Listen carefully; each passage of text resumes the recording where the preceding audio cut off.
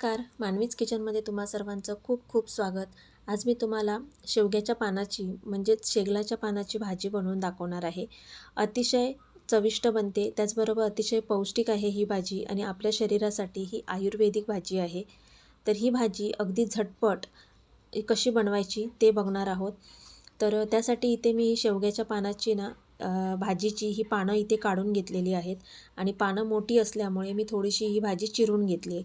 अगदी कोवळी आहे आणि मस्त हिरवीगार अशी ही भाजी आहे. तर फोडणीला न देता आपण ही भाजी आज बनवणार आहोत.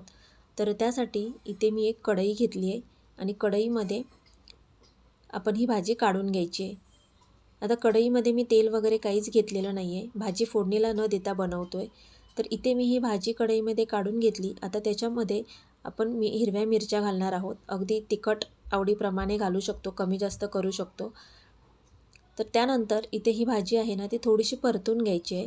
म्हणजे भाजी थोडीशी आळली गेली की मग त्याच्यामध्ये आपल्याला मीठ घालायचं अंदाज कळेल. आता या भाजीवरती झाकण ठेवायचं नाही, झाकण ठेवलं तर भाजी थोडीशी कडवट लागते. तर इथे मी चवीप्रमाणे मीठ घातलं आहे. आता ही भाजी कोवळी आहे, त्याच्यामुळे भाजीमध्ये पाणी घालायची सुद्धा गरज नाही आहे. इथे बऱ्यापैकी पाणी सुटलेलं आहे भाजीला. तर आता ही भाजी आहे ती लो फ्लेमवरती आपल्याला एक 5 ते 7 मिनटं ही भाजी शिजवून घ्यायची आहे. त्यानंतर याच्यामध्ये मी एक मोठा बारीक चिरलेला कांदा घेतला आहे आणि कांदा भाजीमध्ये जर चरचरीत असेल तर भाजी खायलासुद्धा चांगली लागते. तर कांदा चांगला हा भाजीमध्ये परतवून घ्यायचा आहे आणि चांगला शिजवून घ्यायचा आहे. कांदा चांगला शिजला, भाजीमधलं पाणी चांगलं सुकलं की मग आपण याच्यामध्ये घालणार आहोत तेल. मी याच्या अगोदर पण एक व्हिडिओ अपलोड केला आहे मुळ्याच्या भाजीचा, तो सुद्धा मी याच प्रकारे भाजी बनवलेली आहे. तर आता आपण याच्यामध्ये घालूया तेल. भाजीमधलं चांगलं पाणी सुकल्यानंतरच तेल घालायचं आहे आणि तेल घातल्यानंतर भाजी चांगली ढवळून घ्यायची आणि मग आपण याच्यामध्ये घालणार आहोत ओलं खोबरं. हिरव्या पालेभाज्या ज्या आहेत त्या अशा प्रकारे बनवलेल्या भाज्यांची चवच खूप वेगळी येते. तर तुम्ही नक्की ट्राय करून बघा. आता चांगली भाजी इथे ही परतून घ्यायची. मस्त हिरवीगार अशी भाजी झालेली आहे.